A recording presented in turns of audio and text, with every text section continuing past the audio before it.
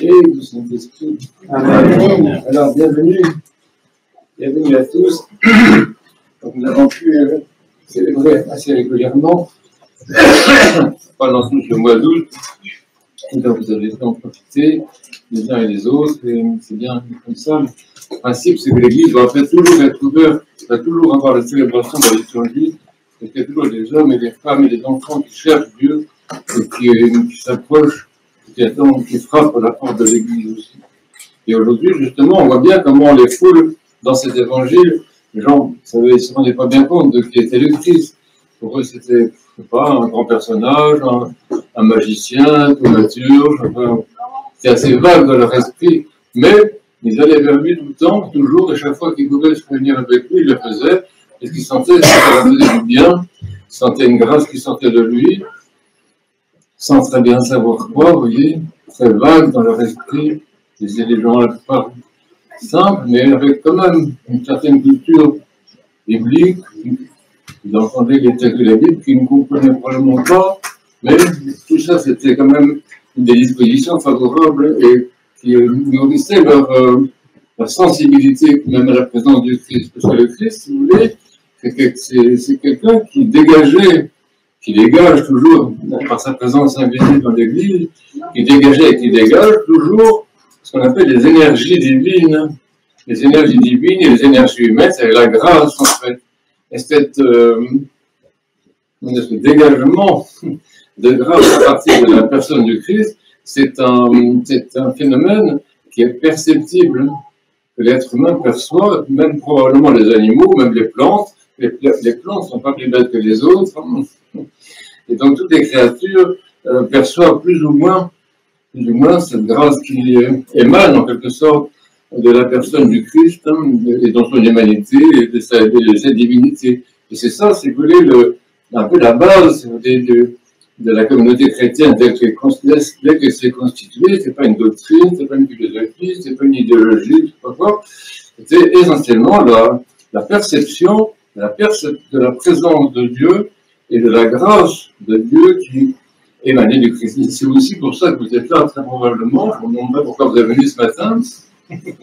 Mais si je vous demandais, vous me diriez probablement que, oui, bon, tout n'est pas très clair pour vous, ni pour moi d'ailleurs. Bon, on ne comprend pas tout, mais on va à l'église aussi pour ça, parce qu'on sent ça, on sent ce bien-être.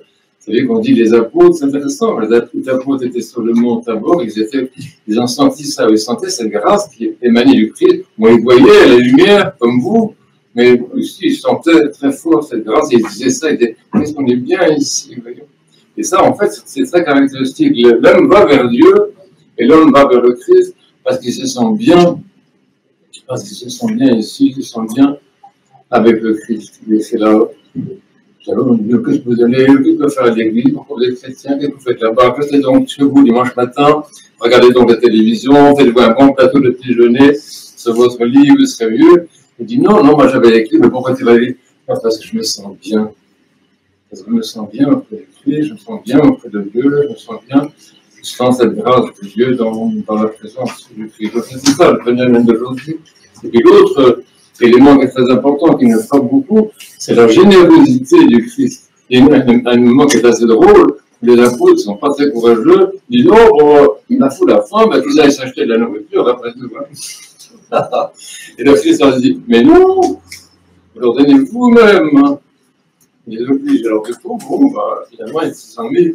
Mais le réflexe, vous voyez, cette dureté quand même, de dire, bon, que les gens se débrouillent. C'est très différent parce que le Christ, Dieu, il est généreux, il est bon, il s'intéresse aux gens. Il n'est pas comme nous, souvent, on dit, bon, que les gens se débrouillent, après tout, c'est pas notre problème. Le Christ dit, si, c'est votre problème. Si, c'est votre problème. C'est mon problème, à moi, en tout cas, en tant que Dieu et homme, c'est mon problème. Parce que c'est ça, l'incarnation.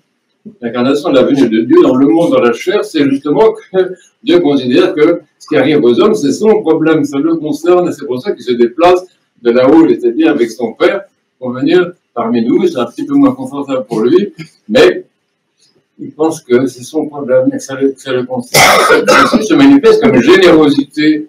Je voudrais insister là-dessus quand même, c'est assez important, c'est que En fait, le Christ, c'est vraiment, ça, c'est l'amour en personne. C'est l'amour en chair et en os, hein, c'est l'amour en personne. Et on voit avec lui, justement, que l'amour multiplie. Ça, c'est typique de la grâce. L'amour, c'est pas un sentiment, c'est pas une idée, c'est rien de tout ça. C'est un charisme, hein, c'est une grâce. C'est la grâce créatrice de Dieu qu'on appelle amour.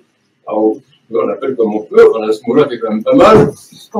Et cette puissance créatrice de Dieu, appelée amour, justement, elle se caractérise, elle se manifeste, elle se reconnaît par le fait qu'elle multiplie. L'amour multiplie. L'amour multiplie. Et le Christ montre ça, justement, par sa manière d'être, par sa façon de fonctionner, sa façon divino-humaine de fonctionner. Il montre qu'il multiplie parce qu'il est amour.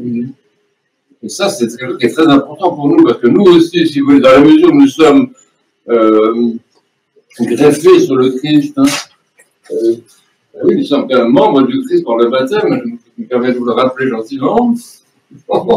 Nous sommes quand même les membres du corps et du sang du Christ, donc nous aussi, et nous nous nourrissons de la chair et du sang du Christ, donc nous aussi, et nous invoquons le nom de Jésus, donc nous aussi, et nous disons la parole de Dieu, donc nous aussi quoi?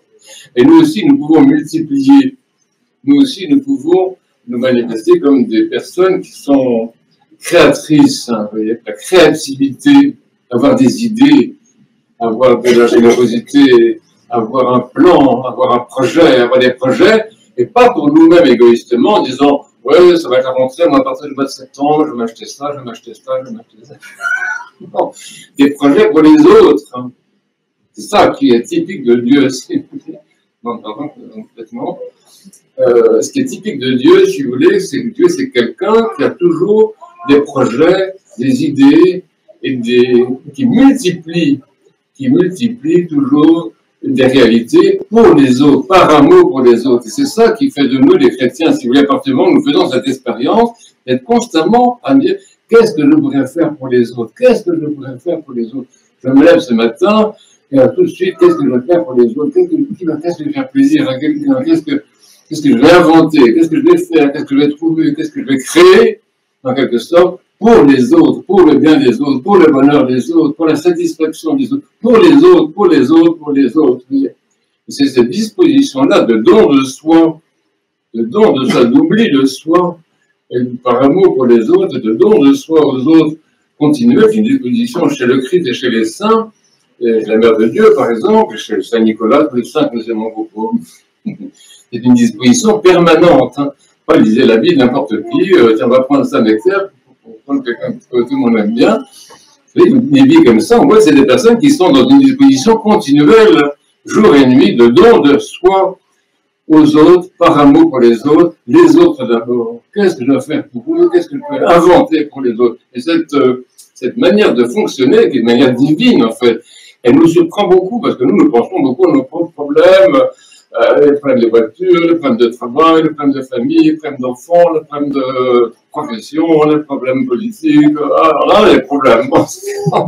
Mais en fait, une vraie conversion, ça consiste à adopter ce comportement divin qui est en fait un comportement créateur. C'est ça qui est intéressant, si vous voulez. C'est plus nous allons être unis au Christ, hein, plus nous nous assimilons au Christ, plus nous unissons au Christ en gagnant cette disposition extraordinairement généreuse de don de soi continuellement par amour pour les autres, plus nous allons dans notre vie faire preuve de créativité. Écrivez ça sur les murs, si vous voulez, il n'y a plus beaucoup de place ici, non? La créativité, c'est extrêmement important. Avoir des idées, trouver des formes nouvelles, trouver des solutions. Vous voyez, la créativité, ça consiste à trouver des solutions pour les autres. Hein. Des idées pour les autres, de la beauté pour les autres, de la bonté pour les autres. Bien sûr, des choses matérielles, de la nourriture et de la boisson pour les autres, bien entendu. Mais pas que, si vous voulez, pas que dans le domaine matériel, alimentaire, mais dans le domaine social, dans le domaine politique. Ce sont des idées pas seulement matérielles, mais aussi des idées qui sont dans le domaine de la culture, dans le domaine de l'éducation, dans le domaine de la défense de la personne, dans le domaine de la défense de la création. Quand même, les chrétiens, parce qu'ils sont greffés sur le Christ, parce qu'ils se nourrissent du Christ, parce qu'ils s'assimilent au Christ, parce qu'ils acquièrent ce mode de comportement divin qui est celui du Christ, peuvent être, et sont d'ailleurs, on doit le constater, sont des gens qui ont des idées pour le monde et pour la création et pour les autres. Et ça, c'est très intéressant quand on regarde l'histoire de la sainteté, c'est ça qui est intéressant. L'histoire de l'Église, ce qui nous intéresse dans l'histoire de l'Église, c'est l'histoire de la sainteté. L'histoire de la sainteté depuis 2000 ans, c'est l'histoire d'une créativité absolument extraordinaire dans le domaine de la culture, dans le domaine social, dans le domaine du développement de l'amour. C'est-à-dire que l'amour n'a pas cessé chez les saints de fonctionner comme grâce de multiplier, grâce multiplicatrice. Je ne sais pas si je peux dire ça. Alors ça, c'est très important. C'est pour ça que nous faisons extrêmement attention à nous-mêmes. Nous essayons de nous purifier tout le temps. Ah, il faut penser quand même, oui, nous purifier tout le temps, pour ne pas être séparés du Christ. Pour ne pas laisser de développer à l'intérieur de nous-mêmes quelque chose qui n'est pas du Christ. Parce que c'est du temps perdu, et c'est autant de moins d'acquisition de cet amour extraordinaire du Christ, de cette générosité, de cette créativité du Christ. Donc, la tristesse, c'est pas le Christ. La mauvaise humeur, c'est pas le Christ. Le jugement des autres, c'est pas le Christ. La vanité, c'est pas le Christ. L'orgueil, c'est pas le Christ. Donc, éliminer de notre vie, tout ce qui n'est pas le Christ, tout ce qui n'est pas du Christ, tout ce qui nous sépare, non seulement qui nous sépare du Christ, mais qui est incompatible. La colère, par exemple, ce n'est pas du Christ. La violence, ce n'est pas du Christ. Vous voyez ? Donc, on va chasser, nous allons purifier notre vie de tout ce qui n'est pas du Christ. Et on procède comme ça par élimination vers le Christ lui-même qui nous attend, et qui pas seulement il nous attend, mais qui est déjà en nous par le baptême, qui habite déjà en nous par le Saint-Esprit, qui nous nourrit déjà par la communion et par son Saint-Évangile. Mais vous nous approchez de celui qui est proche, donc retrouvez en nous celui qui est déjà là et qui nous attend en nous-mêmes, il est indispensable que nous évacuions tout ce qui n'est pas lui, vous voyez. C'est ça le sens de l'ascèse. Le mot ascèse, c'est un grand mot. En fait, c'est une chose très simple, c'est se purifier pour être uni au Christ et pour pouvoir fonctionner comme il fonctionne et avoir tous les charismes qui sont les siens. Les charismes du Christ, en particulier cette créativité du Christ, c'est quand même assez extraordinaire. La créativité divine, mais divino-humaine, mais qui pourrait être notre créativité. Cette créativité, elle nous est promise, elle est à notre disposition. Et le problème, c'est de faire en nous du ménage pour pouvoir avoir accès à cette créativité qui nous est promise. Et ça, c'est simple, en fait, vous savez, la vie chrétienne. C'est très, très clair, tout ça. Il n'y a pas à discuter 37 fois, il n'y a pas besoin de lire tous les livres de la terre, ça ne sert à rien du tout. Il faut bien comprendre simplement qu'est-ce que c'est que l'évangile, qu'est-ce que c'est que le christianisme, qu'est-ce que c'est que l'enseignement des saints. C'est quelque chose qui est très très simple, très clair. Et nos enfants, tout de suite, on leur apprend ça. Un enfant qui boude, ne boude pas. Ne boude pas, ce n'est pas le Christ. Tu es en colère, ce n'est pas le Christ. Aider un enfant aussi à éliminer de sa vie tout ce qui n'est pas le Christ, éliminer le goût, justement, de cette vie d'amour pour les autres. Les enfants comprennent ça très bien. C'est vraiment un exemple. Moi, je raffole de la compréhension des enfants, parce qu'ils disent des choses fondamentales, et on se comprend vraiment bien. Ils comprennent très bien que le péché, c'est ce qui t'éloigne de l'amour. C'est très très simple. Il n'y a pas besoin de savoir lire et écrire. Ça ne sert à rien de savoir lire et écrire. Il faut celui comprendre ça. Le péché, c'est ce qui t'éloigne de l'amour. Et ce qui t'éloigne de l'amour, ça t'éloigne de la créativité, ça t'éloigne de la vie charismatique, ça te rend incapable de faire des miracles, ça te rend incapable de guérir, ça te rend incapable de ressusciter les morts. Des choses fondamentales que les chrétiens, quand même, pourraient faire. On voit dans les vies des saints, les saints ressuscitent des morts, guérissent les malades. C'est la vie normale, c'est la vie en Christ. Parce qu'ils ont éliminé de leur vie tout ce qui pouvait gêner ça, tout ce qui pouvait handicaper, si je peux dire, leur vie chrétienne, qui est en fait la vie normale pour nous, cette vie de puissance extraordinaire, de créativité, de générosité pour les autres, par amour pour les autres. Vous voyez, donc l'évangile aujourd'hui, c'est vraiment magnifique parce qu'il nous donne un super programme pour d'épanouissement, en fait, de notre vie personnelle, de notre vie familiale, de notre vie paroissiale aussi. C'est une paroisse pourrait être beaucoup plus généreuse, beaucoup plus joyeuse, beaucoup plus dynamique, beaucoup plus créatrice. Comme disait Saint Paul tout à l'heure, j'ai entendu inutile de se disputer, des trucs inutiles, des conflits absolument inutiles, une perte de temps absolument extraordinaire, ne vivre que dans l'amour, faire l'économie, économisons le temps, et nous faisons l'économie en ne vivant que dans l'amour mutuel, que dans la joie du Christ, que dans la louange, que dans la célébration, que dans la générosité, que dans la créativité. Quel temps gagné extraordinaire, vous voyez. C'est ça qui m'intéresse. Amen. Amen.